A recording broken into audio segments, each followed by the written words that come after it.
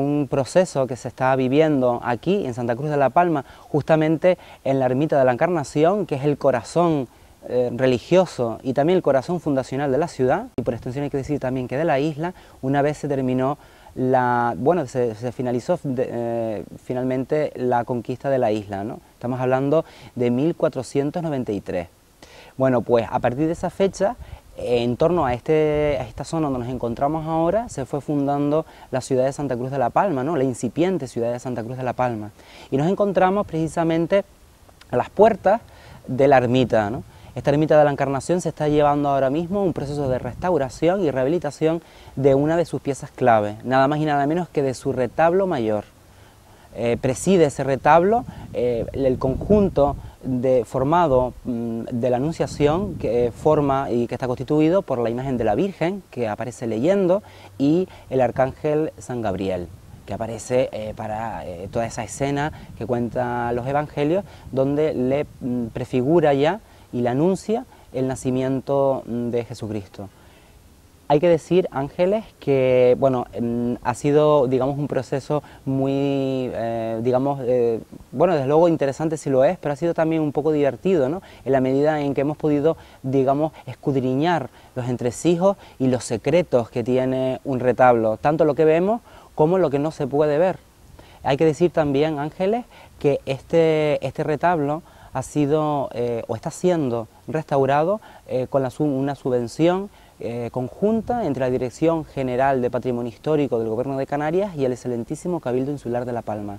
Vamos a hablar con una de los miembros del taller de restauración de pintura y escultura de este Cabildo Insular de La Palma, que es Isabel Concepción, y con otros dos restauradores, que son Domingo Cabrera y Jorge Afonso, que nos van a explicar de alguna manera cuáles son, digamos, esos secretos, ¿no? Esos entresijos que tiene la rehabilitación de este retablo.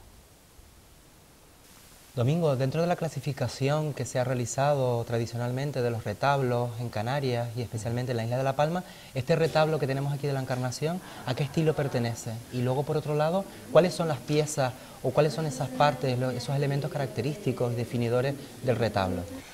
Bueno, este retablo lo podemos encuadrar, por lo menos lo que es toda la decoración de rocalla, digamos a finales o mediados del siglo XVIII. Como característica o particularidad del retablo, digamos que fue el primero que introdujo la columna de estípite en la isla de La Palma, que son estas columnas que vemos de esta manera. No son las habituales estriadas o en forma salomónica que hemos visto en otros retablos de la isla, ¿no? Y es algo peculiar, puesto que se compone de varias partes. También es el único retablo hornacina de Canarias que se conserva actualmente. Esto quiere decir que la escena principal no es una imagen exenta, es una imagen que representa a su vez una escena en particular. En este caso concreto es la Anunciación de la Virgen. Está compuesta por la imagen de la Virgen y del Arcángel de San Gabriel, que ahora mismo están retirados para proceder a la restauración del retablo. Primeramente era un tabernáculo en el cual se encuadraba esta escena. Ese tabernáculo fue reformado por Antonio de Orbarán en el siglo XVII, la primera mitad del siglo XVII, y a ese tabernáculo central, que es lo que podemos ver actualmente, se le añadió a principios del siglo XVIII el enmarque barroco de esta rocalla, que es el que vemos actualmente. Podríamos encuadrarlo perfectamente a las postrimerías del barroco, principios del neoclásico, sin llegar a ser neoclásico, más bien tirándose al barroco, pero en esa transición entre finales del barroco. Y luego, ¿ustedes han podido deducir, por ejemplo, dentro de la Honorcida, dentro, digamos, de esa escena que tradicionalmente hemos visto, ¿no? Y que tenemos grabada ya en nuestra mente, iconográficamente hablando, digamos, ¿ustedes han podido distinguir estilísticamente elementos que fueron de ese hornacina o retablo original del posterior? Por ejemplo, los libros, el atril, ¿eso es del original, de los flamencos que llegó, o eso es posterior? Claro, es que los datos que manejamos son muy escuetos, porque a lo mejor se comenta en un libro de la iglesia, pues que se aderezó el tabernáculo por Antonio de Orbarán a principios del siglo XVII. Pero claro, no, esa palabra aderezar pues es muy amplia y no dice hasta dónde abarca, ¿no? Nosotros ya como técnicos de restauración tenemos un privilegio único, que es el tratar a la obra directamente, ¿no? No solamente es por lo que nos cuentan los libros o las fechas, sino al tratarla pues vemos muchas cosas, ¿no? Y se nota desde luego que hay manos distintas, por decirlo de alguna forma. No es igual el trabajo que tiene el interior del tabernáculo con lo que es el exterior, todo el resto del retablo. Entonces ahí pues se corrobora lo que se dice en los escritos, que fue hecho por Antonio Dorbarán, o que ese retoque o aderezamiento pudo haber tenido un alcance bastante grande, ¿no? Que puede haber sido desde hacerlo de nuevo, como aprovechar elementos previos para enriquecerlo de alguna forma, ¿no? Bueno, y para concluir, Domingo, a ti, desde el punto de vista sobre todo estilístico, también tú como artista que eres imaginero, de alguna manera, ¿cuáles son los elementos o qué elementos es el que más te ha llamado la atención un poco de este retablo, ¿no? De tu propio gusto personal? El oro, principalmente es el trabajo del dorado, porque si vemos el retablo tiene una armonía, un equilibrio, pero no es una talla abultada como otro tipo de retablos como el de Santo Domingo o el de San Juan de Punta Llana. Aquí la riqueza está en el oro y en el esgrafiado en forma de estrella que tiene ese oro. Ese trabajo es lo que le da realmente el colorido al retablo, que lo hace salir de esa forma plana que a priori pueda tener, ¿no? Pues muchas gracias. Nada. Jorge, ¿nos puedes explicar cuál es la estructura que define a este retablo? Este retablo sigue la estructura clásica, dividida en calles y dos cuerpos de altura, con una predela, como comentaba el compañero Domingo, almohadillada y dividida en estípites, las tres calles. Es un retablo de tipo arquitectónico, donde los pesos se reparten según las calles en claves que se insertan en el muro. Esto permite que aparte de mantener la estructura, los pesos se repartan y se mantenga toda la estructura sujeta y firme. Jorge, y de alguna manera, ¿cómo nos puedes hablar un poco de ese secreto que tiene el retablo? Es decir, esa parte trasera, ¿qué hay por ahí detrás? Esa parte trasera es muy interesante, casi nunca se ve, y vamos, en realidad es un trabajo intrincado de carpintería, de entablamentos unidos con colas de Milano, aristas vivas y clavos de forja que conforman el espectáculo que vemos en el frente. Muchas veces presenta problemas de soporte debido a la edad, a movimientos por la dilatación de la madera, que son propios del tiempo y de los cambios de temperatura y humedad. Y bueno, ese es nuestro trabajo, afianzarlo, asegurarnos de que está firme y tratar los problemas de ataques de xilófagos. Claro, al final un retablo es un mueble muy decorado, muy trabajado y dedicado a lo que se dedica, pero no deja de ser un mueble que presenta problemas propios de la madera.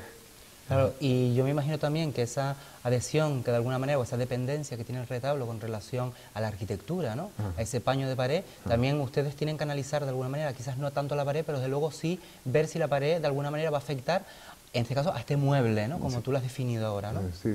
En muchos casos, claro, ahora ya con los años se ha ido haciendo especial hincapié. Primero se restauran las cubiertas de las iglesias y después se acomete la restauración de los bienes muebles, precisamente por la influencia de la humedad en el muro, aparte de directamente sobre la policromía de los retablos, la influencia que tiene también el muro, que no recibe humedad y que las claves que sujetan al bien mueble estén firmes y seguras.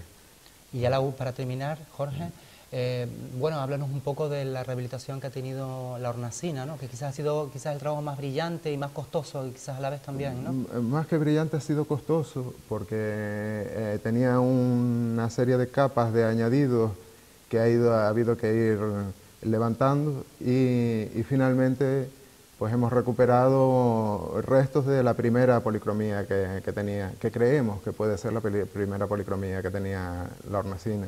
Claro, con lo cual va a cambiar el aspecto, vamos, notablemente el aspecto o digamos la imagen que teníamos un poco de ese fondo, ¿no? Sí, al ser también el punto central donde está la Virgen y San Gabriel, es también el punto donde más nos fijamos, el punto más importante del retablo.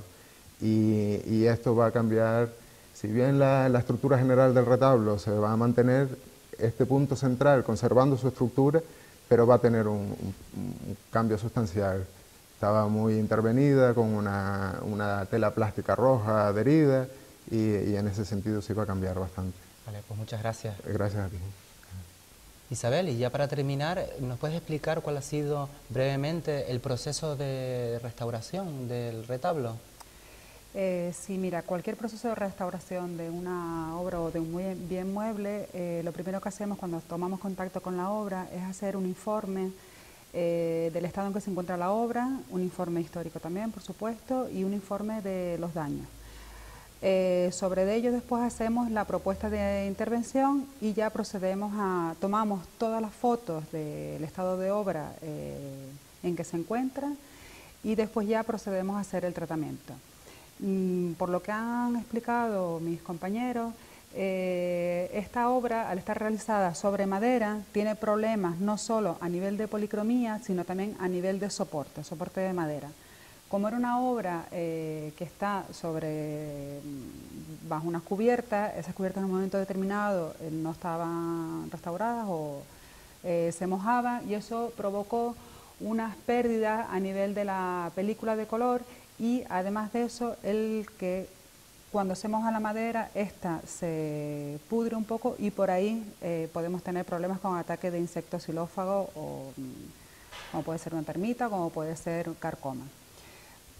Todos estos problemas nos los fuimos encontrando, entonces lo que se hace es un planteamiento de intervención, se interviene a nivel de soporte primero, se consolida el soporte, se ve cómo está el asentamiento del retablo a la pared, cómo están esos durmientes, se desinsecta la obra, sobre todo en el reverso, que es donde podemos, y además este retablo se puede acceder perfectamente, como bien se ve en las imágenes, se puede limpiar bien y acceder a todo el soporte, se desinsecta, se consolida y luego ya podemos proceder a la parte de la película de color.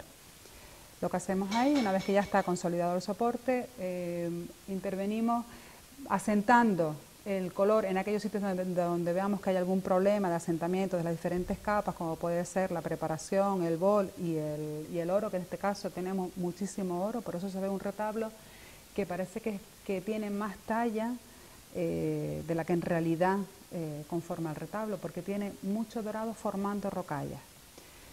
Y una vez que ya está consolidada la película de color, procedemos a hacer todo el test de solubilidad para la limpieza, para ver de qué manera podemos realizar esa limpieza sin que altere el color original, que en este caso sería sobre todo el oro, ¿no? Y bueno, se realiza esas catas de limpieza y se va limpiando con un orden el retablo para no insistir demasiado en un sitio que en otro, para que también no nos descompense unas zonas que se limpien con más facilidad de otras que tengan más problemas, entonces se va limpiando todo un poco a la vez hasta que esté compensada esa limpieza. Y después ya lo que hacemos es reintegramos la película de preparación, que es esa película donde se va a recibir el oro o la policromía. Una vez que estucamos y desestucamos, hacemos la reintegración cromática, que es un poco en la fase que estamos ahora. No solo la reconstrucción de la hornacina principal, que esa es la que ha estado como más complicada porque estaba más intervenida, sino también la reintegración del oro, en este caso, que es donde estaban los problemas de barrido, provocados por la humedad de la cubierta principalmente.